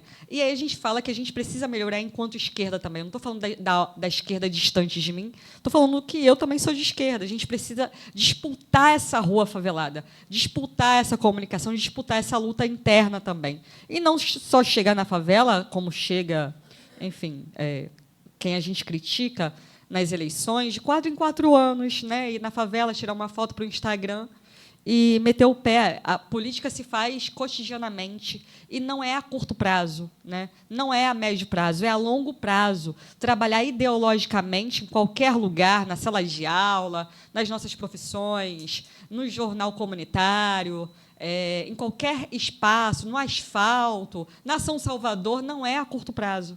Na favela também não vai ser a curto prazo. É a longo prazo essa luta, essa disputa ideológica, ainda mais quando a gente tem no Brasil uma mídia que está controlada ainda por mãos direitas, por empresas sionistas, que está chegando na casa da minha avó 24 horas, despejando a sua ideologia racializada também branca, né? Militarizada, dizendo que a favela é culpada por existir. A gente precisa também disputar essa favela com outras lógicas e cercar também isso com a nossa ideologia de esquerda, né? E aí esse espaço está em disputa, mas quem está utilizando uma linguagem simples, adequada, utilizando o funk, é a direita. Há pouco tempo, há menos de 15 anos, a gente conseguiu convencer grupos da esquerda do Rio de Janeiro de que funk era cultura. No pré-vestibular comunitário da favela da Maré, os professores que davam aula para a gente de fora da favela diziam que a gente só tinha que ouvir MPB. Eu falei, mas funk também é música popular brasileira? Não é não? Né? Então, no lugar de proibir o funk, vamos discutir o funk dentro da sala de aula? Não é melhor discutir, abrir diálogo sobre funks machistas e etc., de ostentação, do que proibir esse funk, porque esse funk está circulando nas favelas, né? Está no baile funk. Não é melhor abrir o diálogo nas ruas da favela do que proibir? Né? E aí, quem está se utilizando é Bolsonaro. Isso é uma estratégia de comunicação a partir da cultura. Né? Ao mesmo tempo que ele criminaliza, ele está se utilizando. E, óbvio, o funk pega na favela, o forrozinho pega, o pagode pega. E aí, utilizar só no jingle das eleições, não dá. Da esquerda, não dá. Tem que estar disputando esse lugar também. A gente não tem essa disputa na favela. E, assim, estou falando de partidos, estou falando de anarquismos, estou falando de outras estruturas também. A gente não disputa esse lugar de forma ideológica com as nossas bandeiras. A gente está meio que abandonado nesse lugar, tentando fazer sozinho. Né? E, quando a gente diz a esquerda ainda é branca, não é dizer que a esquerda é nossa inimiga, não. São críticas construtivas para dizer, chega na favela, mas chega devagar. Né? Vamos chegar dando lugar de fala a gente e aprendermos a fazer juntos essa disputa. E aí é muito louco, porque a gente tem bandeiras de Israel em várias favelas hoje do Rio de Janeiro, e aí a gente entra também numa lógica das igrejas, em outras discussões, igrejas neopentecostais, que antes eram seitas, eram pequenos grupos, e hoje a cada rua da favela tem um bar, tem um salão e tem uma igreja. Né? A gente precisa também de centros sociais na favela, feitos pela esquerda. A gente precisa de cozinhas solidárias em cada rua. A gente precisa de debates nas ruas. A gente precisa estar com panfletos nas passarelas, nas ruas da favela, disputando esse espaço. A gente está dando lugar às igrejas? As bandeiras de Israel? Vamos colocar mais nossa bandeira também. Bandeiras vermelhas na favela, bandeiras pretas do anarquismo também, que eu sou anarquista. Enfim, vamos disputar esse lugar também, né? Esse lugar está em disputa constante, assim como o asfalto também está. Não foi só a favela que colocou Bolsonaro no poder. Foi o asfalto também. Né? E aí é isso, o funk está sendo utilizado como uma ferramenta de convencimento, né, para apoiar Bolsonaro, e isso tem sido crescente.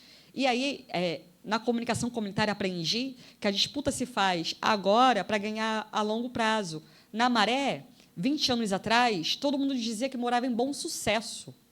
Maré só foi hoje. Conseguimos ganhar esse espaço como Maré Mareense, já vou terminar, porque uma mídia comunitária pequenininha que só circulava na Maré, que é o Jornal Cidadão, a gente inventou uma palavra chamada mareense. Quem nasce na Maré é mareense. Quem nasce no Brasil é brasileiro, na minha nação no Maré, eu sou mareense. Né? E aí, pesquisadores questionavam, mas quem são vocês? Não tem dados, estatísticas para dizer que a Maré tem que ser chamada mareense? Eu falei, dá licença, que eu tenho meu lugar, eu sou dessa favela. E hoje enche o saco de tanto coletivo autônomo, de ONG, camisa, tudo é Maré. Eu falo, o que eu fiz? Né? Kombi Maré, ônibus Maré, tudo é Maré, até a mídia comercial chama Maré de Maré. Isso é uma vitória política a longo prazo, mas demorou 20 anos. Essa estratégia política de afirmar que a favela da Maré é favela, e não é o bairro de Bom Sucesso. Demorou muito, 20 anos. Então, essa disputa se faz hoje para ganhar lá na frente.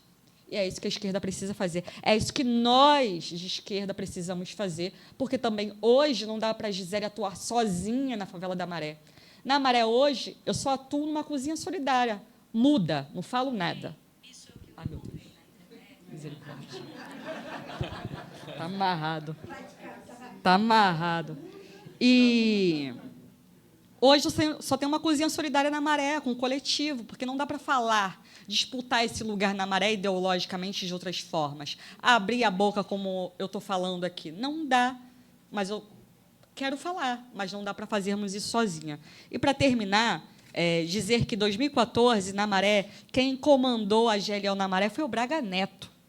Lá atrás, eu tenho um livro sobre isso, tem que ler meu livro, Militarização e Censura, a luta por liberdade de expressão da favela da Maré.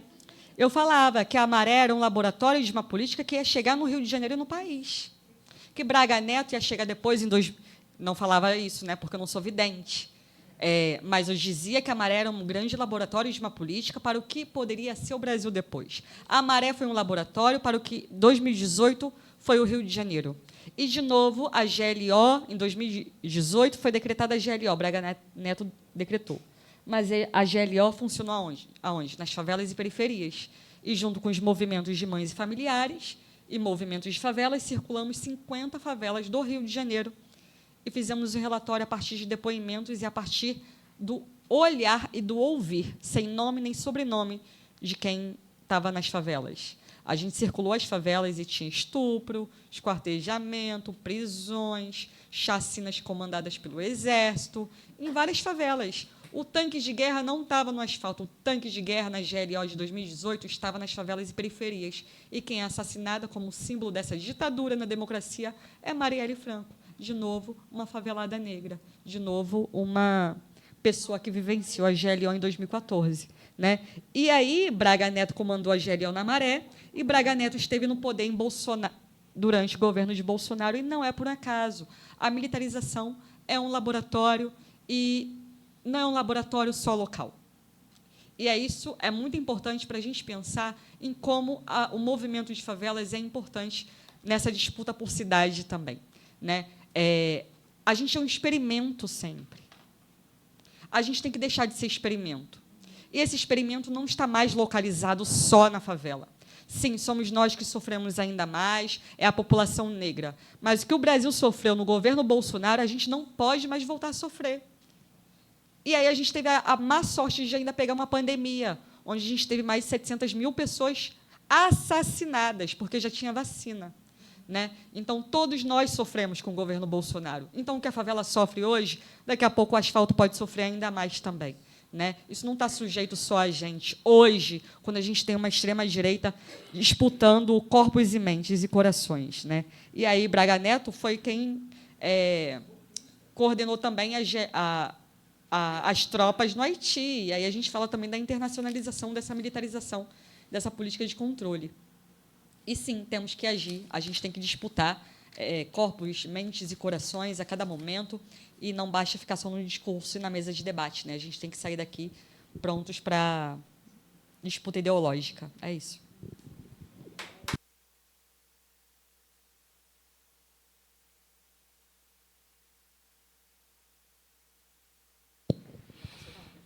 Eu vou falar rapidinho, eu acho que eu me sinto muito contemplado, né, com a fala da Gi.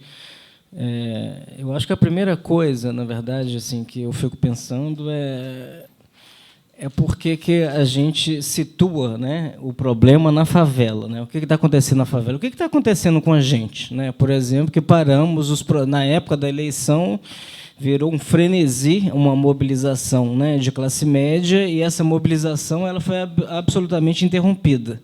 Né? Um grau de desmobilização que a gente tem, né? Inclusive achava-se, né, que os segmentos mais estruturados da classe trabalhadora que seriam capazes de produzir alguma resistência, e não foi isso que a gente está vendo. Né? Talvez as principais resistências tenham vindo dos movimentos de favela e do movimento indígena no Brasil hoje. Eles têm mostrado muito bem como fazer. Né? E eu acho que, sei lá, no final de dezembro eu participei de um encontro do SEBS em João Pessoa, e estava lá uma parte da cúpula do PT falando, se queixando das mesmas coisas que a gente está falando aqui. né? Estava lá o Genuíno fazendo uma análise de conjuntura e falando de como que nós perdemos a nossa radicalidade, né? A gente ficou tão esperando tudo, agora não é o momento, porque a correlação de força não é favorável, né? Quando a gente estava fora do governo, não era. Quando está no governo, também não é. Então, nunca é o momento. A gente está sempre no compasso de espera, né, das coisas. E quando volta essas coisas, parece que é tudo novo, mas também não é, né? É isso que a Nelma estava levantando, você tem durações históricas desses processos, né? E, do mesmo jeito, falava-se que, né, o Krenak estava outro dia falando isso na exposição, achava que nós íamos desaparecer. O prognóstico era esse, né? E o que a gente tem feito em relação a isso, né? Eu acho que nós é que precisamos nos depararmos com essas questões, né? E essas questões elas estão acontecendo há muito tempo. Por que a gente não estava vendo elas, né? Eu acho que isso que a colega colocou aqui, você colocou, é isso, né? Porque como que a gente está se comunicando, né? Para saber o que está se passando em cada lugar. Inclusive, essas dinâmicas elas têm acontecido na própria Zona Sul, por exemplo, né? Em outras maneiras. É muito mais difícil você produzir processos de mobilização quando você está sujeito à violência armada. Por que os lugares onde essa dominação ela não é tão radical ainda não têm conseguido produzir mobilização e resistência e resposta, né? Essa talvez seja uma boa pergunta para nós lidarmos com nós mesmos e não botar a pergunta para a favela responder, né? O que se passa que a gente não consegue avançar nesse sentido? E eu acho que a questão da comunicação ela é uma questão estratégica, né, Gi? A Gi foi a nossa assessora de comunicação no sindicato, né, meu sindicato, que é isso, simplesmente ignora a questão da comunicação. A esquerda ignora o que é comunicação. E a gente está se dando muito mal com isso, né? A gente ignora o que é a disputa semiótica desses signos e os lugares onde isso pode ser feito, né? E a gente está se dando muito mal em relação a isso. E eu acho que tem certas diferenças também em relação à forma como essa militarização tem ocorrido, que também dificulta o nosso entendimento, às vezes, sobre as coisas. Por exemplo, a questão das operações policiais é uma questão midiática, né, e que afeta, que toma a gente de uma maneira muito particular, né, pelo grau de mediatização delas, inclusive. Agora, por exemplo, no caso do Rio de Janeiro, tem uma coisa muito importante que a gente precisa entender, que eu dei um dado de que 57% do território do Rio de Janeiro ele é dominado por milícias. E a maior parte das operações policiais não acontecem nessas áreas, né? Isso é muito fundamental da gente entender essa geografia da coisa. Como é que tem sido feito o controle, né? Quem é que entra para fazer política nesses territórios? Você está lidando com grupos armados, né? Eu trouxe aqui, tinha um depoimento aqui que eu ia ler para vocês, que é um caso de um processo judicial. E isso assim é uma dinâmica urbana, por isso a gente precisa discutir cidade, como a Gisele estava colocando. Um condomínio do Minha Casa Minha Vida foi controlado por uma milícia formada por policiais. Os caras eles dominam tudo, assim, eles sabem o horário da operação policial. É impressionante. A polícia estava organizada para fazer uma operação e eles conseguem acompanhar no mesmo momento a operação policial. E aí eles começam um processo, né, de expulsão, e isso aí, inclusive, é interessante para a gente pensar o efeito das políticas públicas que foram construídas, né, ao longo, maior parte delas, do governo Lula, inclusive, dos governos do PT. E aí o que acontece? As pessoas, você tinha uma dinâmica de expulsão das pessoas de um condomínio, os caras entravam por uma dinâmica de endividamento dessas pessoas. A milícia começava a cobrar as pessoas que já estavam pagando para a Caixa, né, porque era do Minha Casa Minha Vida, e essas pessoas chegavam no limite que elas não conseguiam pagar 2 vezes e eram colocadas para fora dos apartamentos. Então, assim, o mesmo apartamento ele era vendido 10, 20 vezes. Isso está no processo judicial. E, quando a pessoa não conseguia mais pagar, ela era expulsa e, assim, cada milícia tem um cemitério clandestino, que é a infraestrutura da expulsão dessas pessoas, né? Então, assim, o mesmo condomínio, há um registro, isso está registrado num processo. No mesmo condomínio, 20 pessoas estão desaparecidas, né? Que eram as pessoas que não puderam pagar e foram expulsas. Isso é em Santa Cruz. Chama Aterrado do Leme, o nome do condomínio. Aterrado mesmo, né? Então, como é que se faz política nesses lugares, né? Essa é uma questão muito fundamental. Sei lá, eu sou professor e eu tenho visto, assim, tem tornado, o clima está muito pesado, né, em vários lugares, né? Se a gente pensa, por exemplo, o campo da educação também, não está nada fácil, né? Por exemplo, eu sou professor do Instituto Federal do Rio de Janeiro. Tem um dos campos do Instituto fica em Duque de Caxias. Teve um caso agora recente que um grupo de alunos bolsonaristas estavam organizando de envenenar um professor, né? Um professor de sociologia, né? Então, assim, estava um processo organizativo e parece que isso seria levado adiante. Não sei muito bem como é que descobriram a situação, mas havia uma mobilização nesse sentido, né? E, assim, isso não virou um escândalo, sabe? Não virou escândalo. O que é isso? O terror, né? A gente tem uma história de longa data que parece que o terror ele vira uma coisa que ele vai normalizando e paralisando a gente de uma tal forma que a gente deixa de ficar chocado com certas situações e não consegue produzir resposta para as coisas. E vai aceitando cada vez mais, né? Hã? Ou fica só chocado, exatamente, desse choque que paralisa, né? E não faz nada, não tem consequências, né? Eu acho que a gente está muito assim quando está, né? Não tem uma perturbação que leve a fazer alguma coisa de fato, né? Enfim, e não faço ideia, né, de como que a gente faz para sair dessa, né? Eu sei que está muito difícil de sair, né? Valeu, obrigado. É o anticlímax, né? Total, mas